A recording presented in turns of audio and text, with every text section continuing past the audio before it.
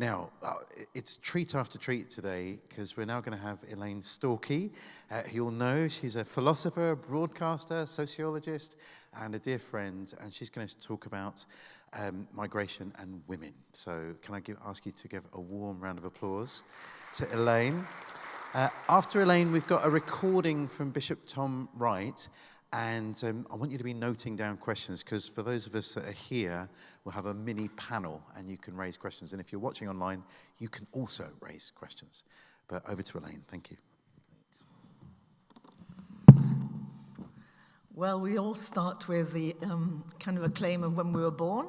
I was actually born 5 months before the end of the Second World War, so I'm older than all of you, and no doubt look like it.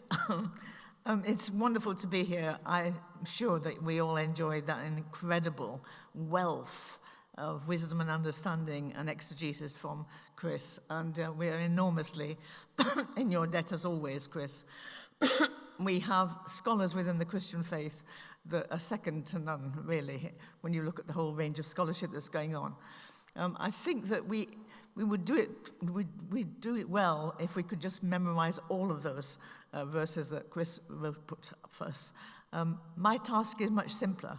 My task is to focus down specifically on the gendered nature of immigration and migration, and looking at what we know about men and women in this whole period and era. And I wanted to start with an Old Testament example, but then quickly move into the New Testament and then into the world today as to what is happening with regard to migration, asylum seeking, and men and women coming to our own shores. We've already touched on Naomi and Ruth's story of migration, and so I don't want to labor it because Chris has already stolen my thunder, as it were.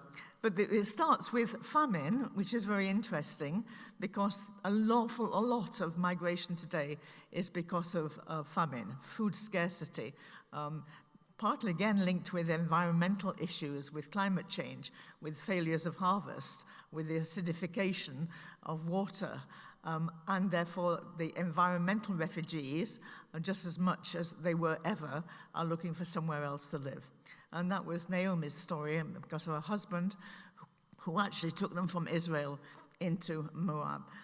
The interesting thing in here, of course, is that they weren't long in that period of place, maybe 20 years or so before bereavement hit them. I don't want to go into all of the reasons that people suggest that God allows this bereavement, but Naomi suddenly is not only a widow, but she's also lost her 2 sons. And she has instead 2 Moabite daughters-in-law and feels the need to return home. And the need, again, is something that is very often felt by people who are strangers and aliens in foreign territory. The need is emotional. The need is an identity need. She doesn't belong in Moab. And what is she doing here? And what's more, her own country, Israel, the famine is over. It's time to go home. And so this decision is taken. What would a now elderly widow be doing in Moab when she was an Israelite? And Ruth goes with Naomi. We know the story of how Ruth and Orpah change, and actually one stays and one goes. And that incredible salutation by Ruth that wherever Naomi goes, she will go too. And your God will be my God, your people will be my people. That's an incredibly powerful statement made by a would-be immigrant. Your people will be my people, your God will be my God. And already Ruth is acclimatizing to the future that she's going to be having in Israel. But she's now the migrant.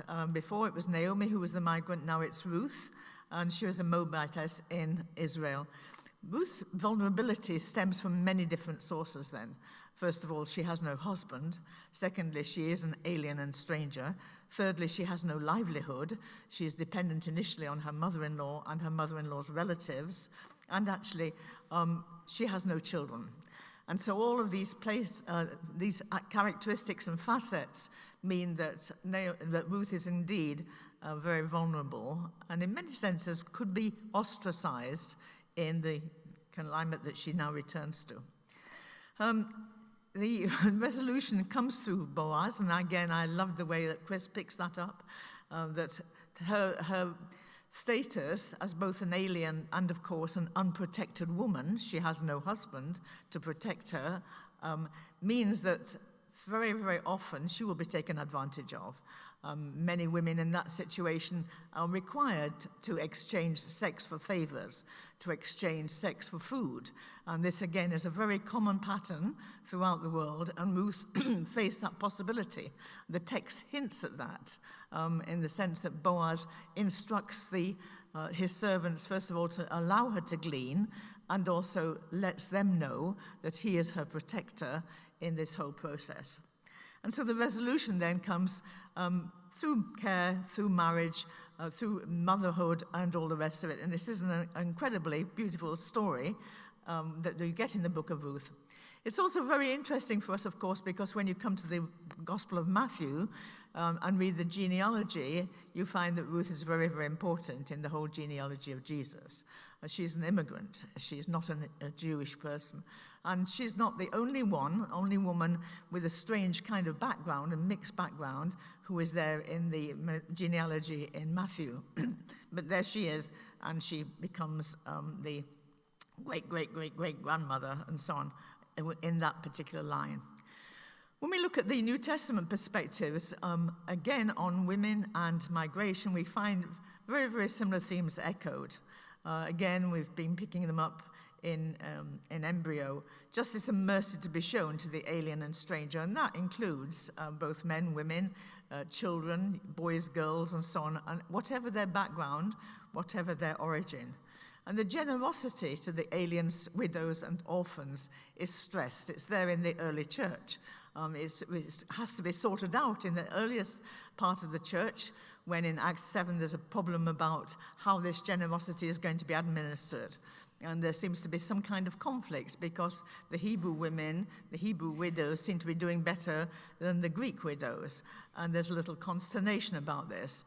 And the church quickly resolves this by putting deacons in charge of the allocation of resources.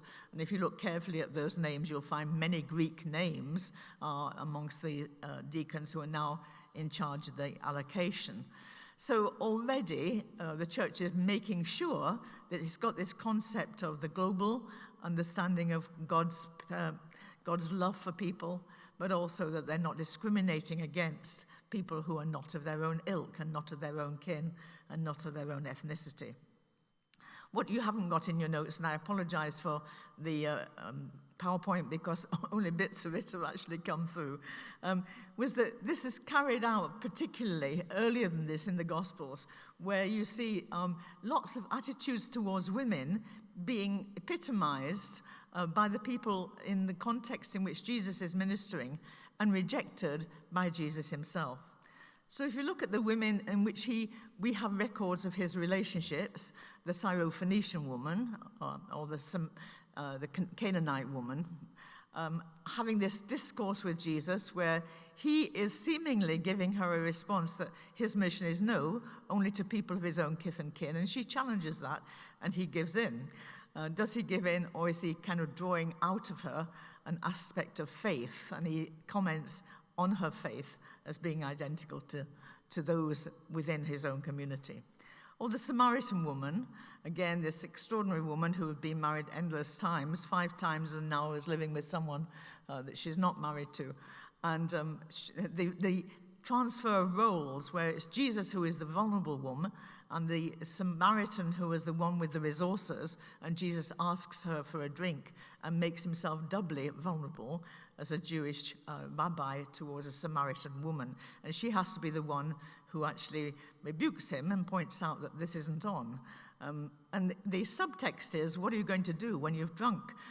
Are you going to go back and change all your clothes? Where are you going to get the materials with which you can actually do proper ablutions for drinking vessels? Layers and layers and layers of rules that he is now obligingly ignoring in order to ask her for a drink. And then that extraordinary conversation, which John records, where you have Jesus relating to the woman as he sees her, as he knows her, namely a woman with a mind, a brain, intelligent, is wanting to ask questions about the nature of worship, How do we worship? Do we worship God in the temple or on the mountain?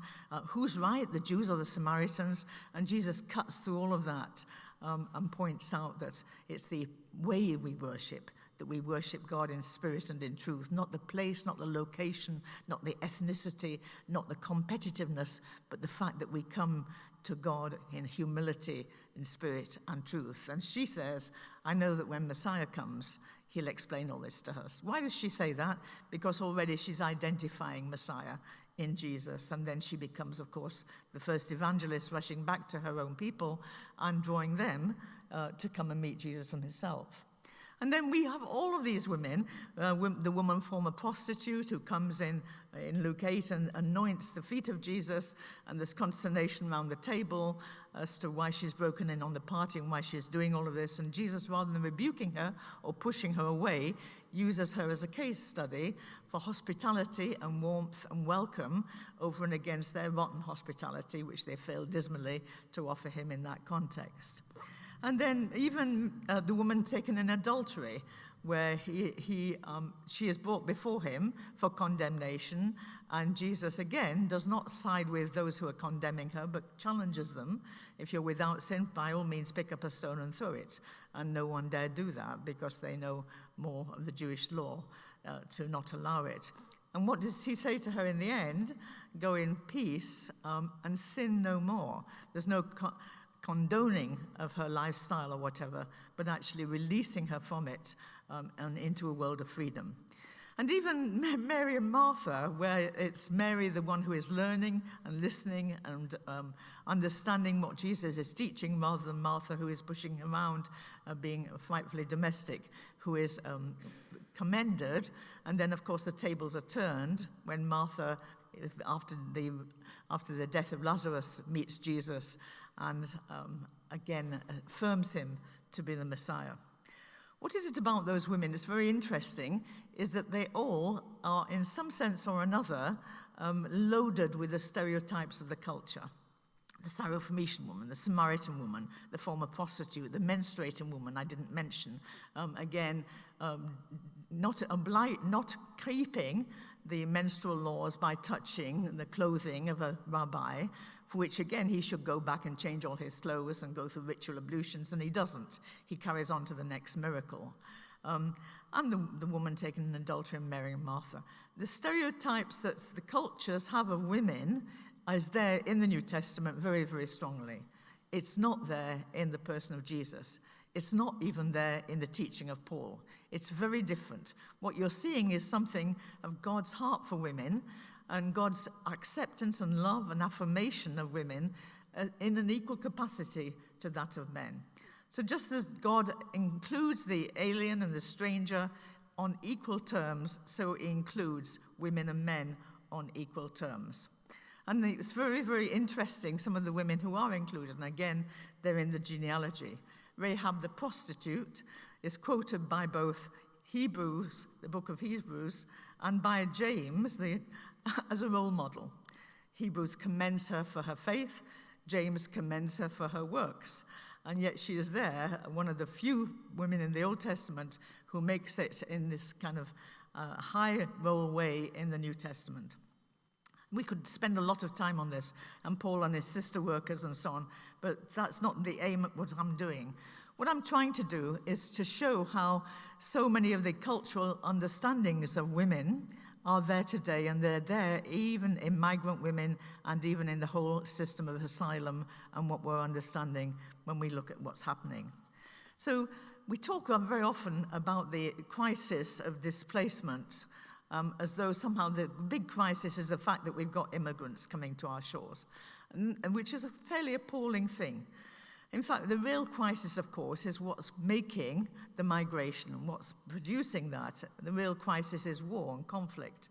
And I think rather, if Christians were to address this seriously and look at the ways in which we are still busily arming the world, transporting weapons of mass destruction across the world and calling it part of our industry as though it's okay to do this, but it's horrific to have immigrants coming to our countries because they are being shot at and bombed in their own countries. I mean, the distortion of our understanding in the UK over and against war and migration is something that we all ought to be ashamed of. But when this is in the church, then we have to be doubly ashamed that we worship and serve the Prince of Peace, and yet we kind of turn a blind eye to this horrific part of what we call our economy, which is the export and the manufacture of weapons of mass destruction across the world so that people can be killed. And those people who are not killed then seek asylum in countries like ours, although we're only a small area of accepting asylum seekers. 83% of asylum seekers go to very different countries from us. It's interesting too because the issue about gender, the gendered nature of displacement, is something that we don't always see in the figures because they're usually not desegregated, and immigrants are seen as a kind of a whole rather than looked at the different experiences of male immigrants and female immigrants and migrants and what they have to understand.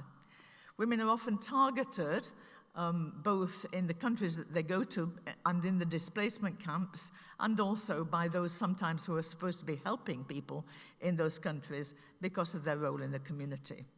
I spent a long time talking to people who had been used as weapons of war, women who had been raped in Congo. I spent some time traveling through Congo, looking at the impacts of war and the way in which women are deeply affected by this. I've just recently come back from a conference in Turkey where we're looking at all the women's experiences, Christian women in the Stan countries who are faced with this awful issue of persecution day after day after day, persecution, discrimination. And the big question of that for them is, should we stay or should we go? Where would we go to? Who would accept us? They are doubly discriminated because they're women and because they're Christians in countries where Christianity is now a tiny minority and it's getting more and more difficult to live there all the time. So women's vulnerability of migrants then is replaced by women's experience of persecution in the countries in which they're living, and it doesn't get any better. In fact, if anything, it gets worse. Some of the transit camps, some of the displaced person camps, although they have improved recently, but the studies done in the 1990s were of mayhem in these camps, where you had thousands of people, but no infrastructure, no policing, no rules, no kind of accommodation, no authorities actually drawing up rites of passage and all of the kinds of things that we take for granted in normal communities. And there, of course, from the people who went in to do the research amongst the women and men in the transit camps and the girls and boys did desegregate their findings. And one of the common things was that women were afraid all the time, every day. There were many places they couldn't go to in the camp. They certainly couldn't go alone. They couldn't even go in twos and threes because they might be attacked, offended, and raped. And that was quite common in their experience. In a camp where there's lawlessness, where we don't have the kind of normal things that you take for granted in countries, nations, and communities, then the most powerful and the most vicious very often rise to the fore. So women's vulnerability of migrants is very, very strong, and the trafficking of women, and we know about, and there's the whole range of areas here. There are many women in our own country who have been trafficked here, who have no passports, who are afraid of going to the community officials because they're afraid of being sent back, and so they're in a limbo place. There is very little help from them, and that's again part of the task of the Christian church to look out and work with women like this. Asylum is often regarded as something we can do if we can afford to do it, offer asylum, but in a very mealy-mouthed kind of way.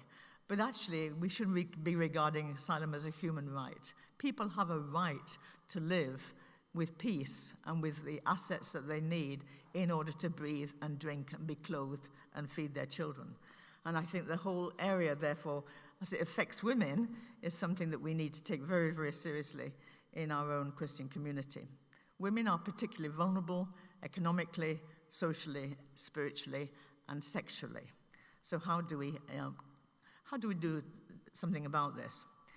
The next slide was just a quote that came out quite recently, that there are more people displaced by conflict in the world today than at any point in time since the Second World War.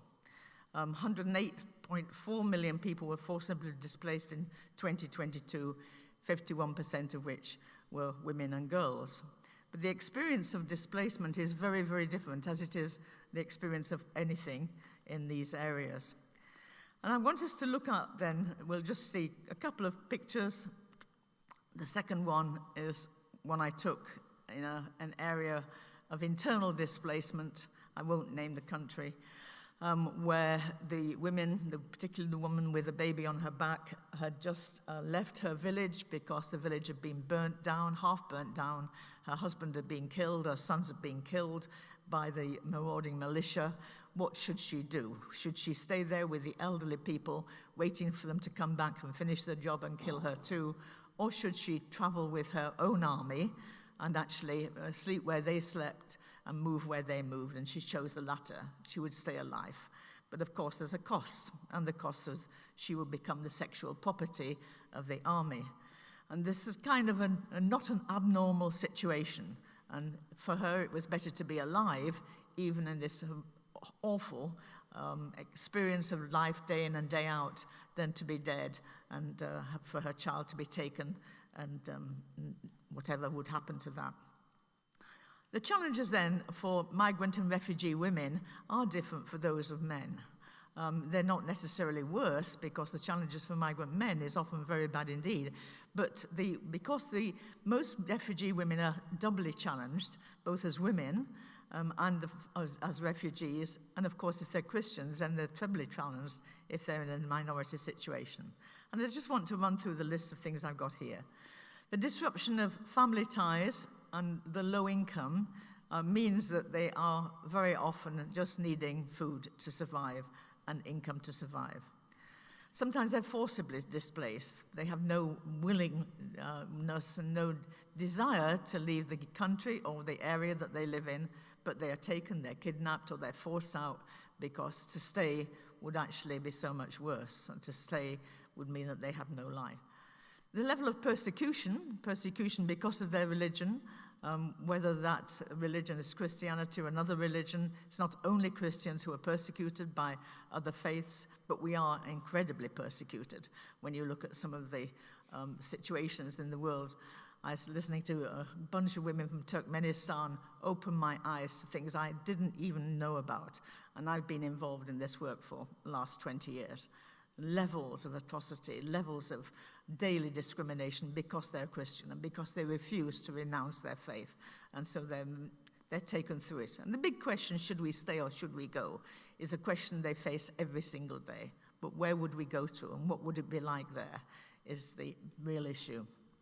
They're also subject to internal power and control. A lot of people coming from these countries are actually already subject in their status as women to a kind of patriarchal situation where they are not in control of their own lives, of their own sexuality, of their own livelihood and so on, but that control has passed to either their father, their uncle, the village elders, or whatever else, or, of course, the village religious people. And being subject to power and control is in itself quite difficult. And the challenges then for refugee women is when they come into a host country, how does this operate? And sometimes it's very straightforward, as with Ukrainian women, because they can come into situations where they already fit in, and their professionalism, their status is recognized and acknowledged. But sometimes that doesn't happen.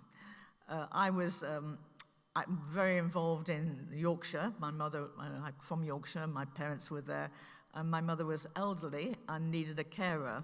I chose a carer from Pakistan, a lovely young woman, whose story unfolded to me day by day by day. She had come to this country as an immigrant. She'd come because there were problems in the area where she lived. She'd come with her sister and her brother-in-law, and had been subject to her brother-in-law, and her work as a carer was actually very, very loving and very kind.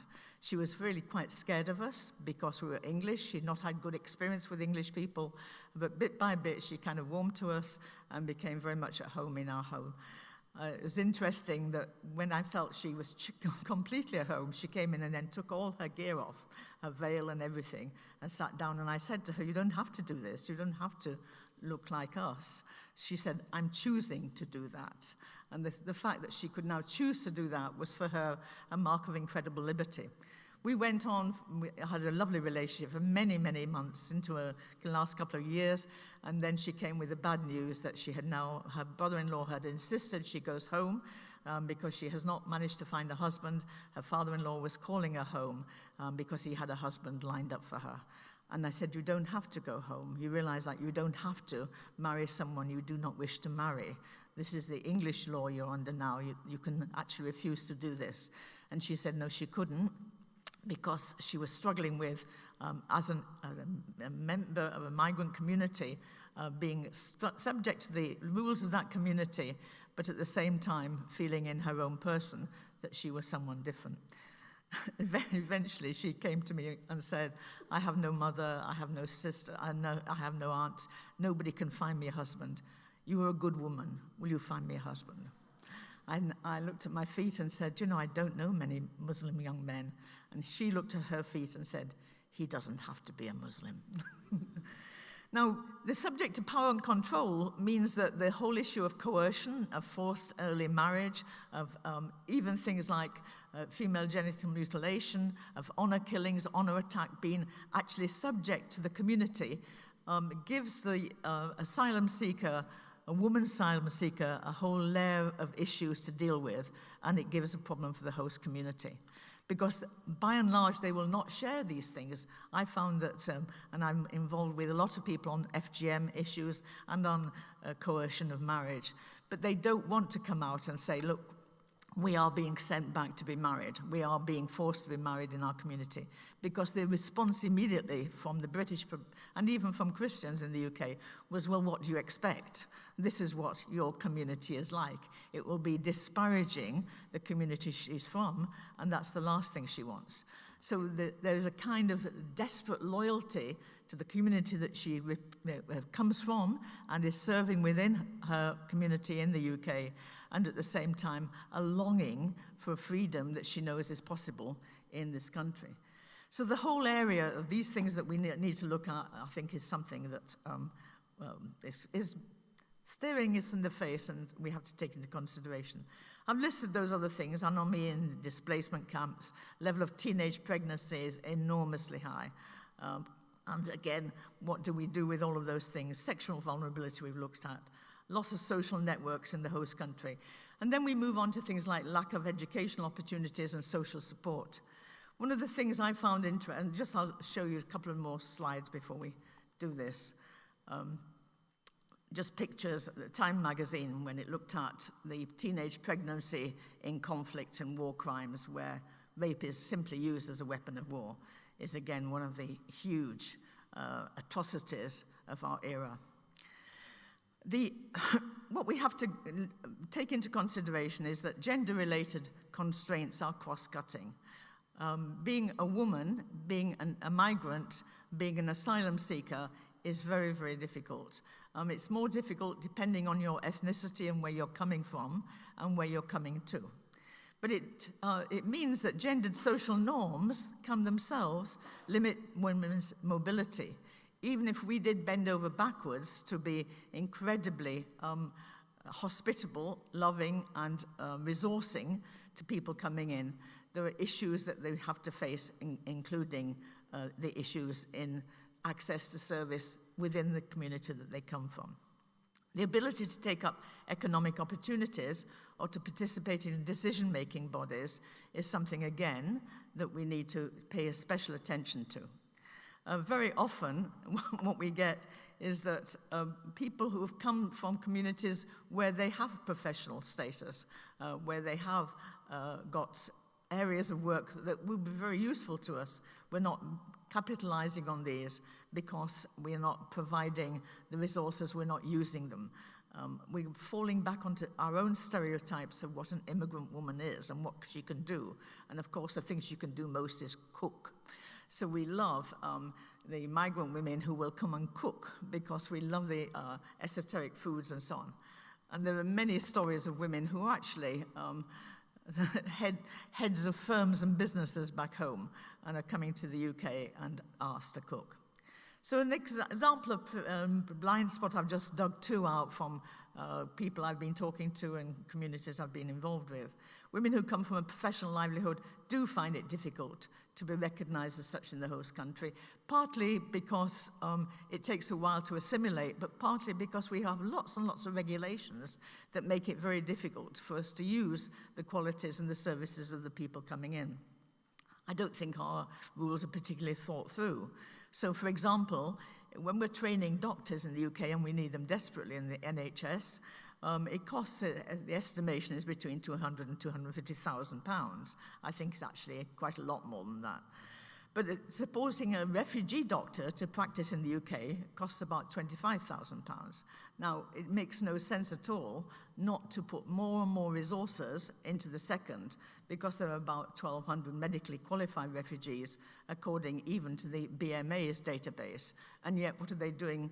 What are the women who are qualified doing when they come as asylum seekers here? Well, they're cooking very often rather than practicing medicine. There are lots of areas, and I've just quoted one, that we need to look at in order to get it right and try and work out what to do. So challenges then, quickly, for the host community. I think you've got to address the intersectionality of gender and displacement. We can't pretend it's all one thing. We can't close our eyes to the problems that women have in all communities, including our own UK white indigenous community. We have problems here too. And therefore, we don't just label another community because the women there have particular problems that we don't have. But we recognize that gender is still an issue, and therefore we have to put more and more resources, do more and more research, and make sure that we're not papering over the cracks and just failing to desegregate the data that we have. Reducing gender disparity in assets, in education, in paid work, and in agency. That means in the women's own ability to make decisions, to access what is available for them, is something that we need to work very hard. We need to do it with sensitivity, great sensitivity. We can't just barge in to a community of people who have come from overseas and are struggling to make sense of life and are still struggling with the loss of their own family network, very often with family members who have been killed and so on, and then start demanding things from them or start chivying them up. We have to do it with great sensitivity. And one of the best ways to do it is to work with women's peer organizations that themselves are members of those communities and working with migrant women, understanding the cultural background. I learned loads and loads when I was president of Tear Fund from the communities that I was going in. I learned how to be a woman in those communities. I learned when to speak and when not to speak. I learned when to hold my peace. I learned what to notice and what to miss. And I learned it from the women who were actually teaching me all the time. I think when we reach out and listen to people's own voices, asylum seekers' own voices and their experiences, that's when we start to make allowances and make provisions which work rather than which don't work. And then the heightened risk of gender-based violence, of honor attacks, of coercion, of early enforced marriage, even of FGM. We've got to address all of these because they're wrong, not because the people who are doing these things are immigrants, but because they're wrong, and therefore they cannot be condoned. I have a friend who has been a campaigner from Somalia on the whole issue of FGM for a long time. And she says what we want from Christian men and women in the UK is to stand alongside us in our battle against FGM. Not to say this is a race issue, we mustn't interfere, this is a cultural issue. And then the point was, if this was a little white girl whose genitals were being removed and stitched up, everybody would be screaming blue murder. But because it's us, you just close your eyes and say it's cultural, we mustn't interfere. We have to do it all. We have to be hospitable, welcoming, generous, loving, kind, compassionate, understanding, sensitive, but also recognize there are issues of injustice that work in all kinds of areas.